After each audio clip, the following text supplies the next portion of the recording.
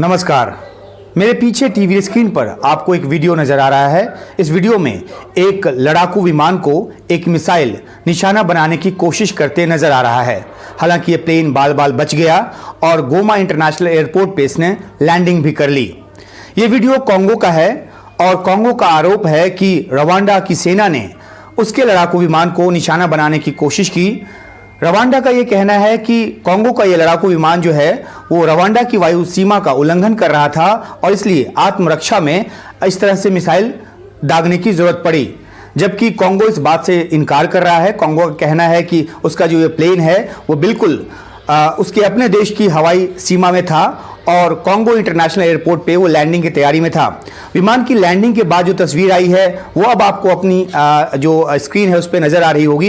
किस तरीके से मिसाइल के जो स्प्लिंटर्स हैं उसने इस विमान को नुकसान पहुंचाया है। छोटे बड़े कई छेद नज़र आ रहे हैं इस प्लेन में और इस तरह से अब शायद ये प्लेन दोबारा इस्तेमाल के लायक ना हो, शायद भारी मरम्मत की ज़रूरत पड़े।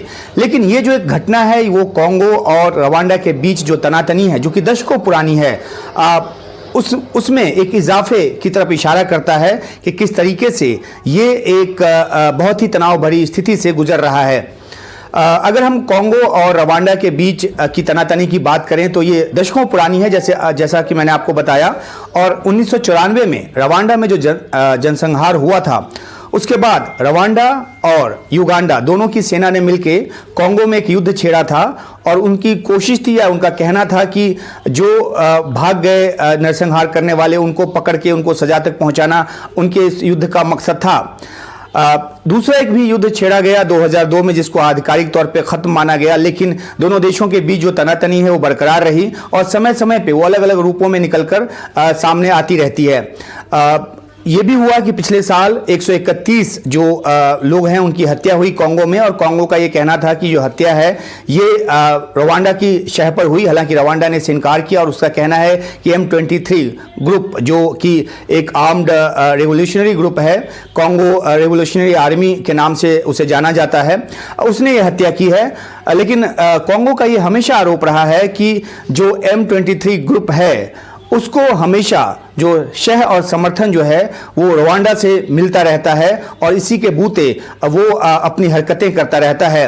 पूर्वी कांगो के बड़े इलाके में खासतौर पे जो खनिज संसाधनों से भरा इलाका है उस पर इस आर्म ग्रुप का जो दबदबा है वो काफ़ी है और कई बार पीस डील की भी कोशिश हुई। पिछले साल नवंबर में भी जो अंगोला की राजधानी है लाउंडा, वहाँ पर एक समिट हुआ, मिनी समिट हुआ, तमाम देश उसमें इकट्ठा हुए, क्षेत्रीय देश, और एक समझौते तक पहुँचने की कोशिश हुई।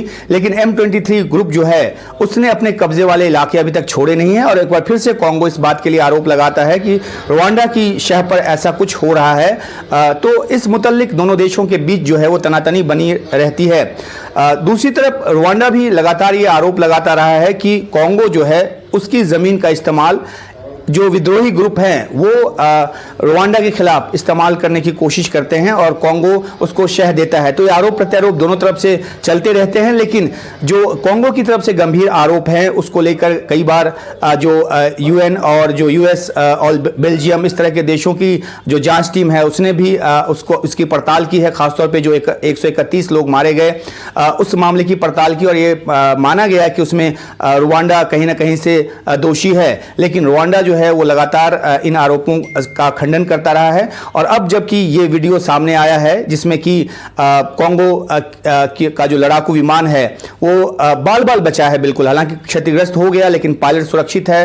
ये गोमा जो एयरपोर्ट है वहाँ पे ये लैंड भी कर गया। लेकिन ये एक वीडियो दिखाता है कि आखिरकार ये दो अफ्रीकी देश किस हद तक तनाव से गुजर रहे हैं और कभी भी जो स्थिति है वो ज़्यादा विस्फोटक हो सकती है। हालांकि बहुत सारे जो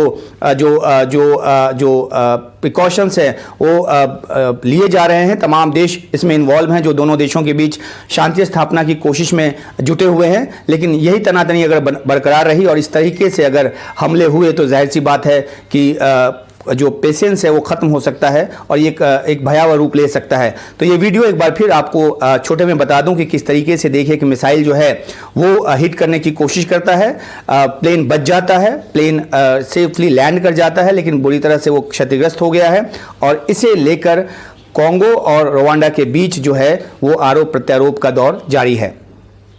शुक्रिया।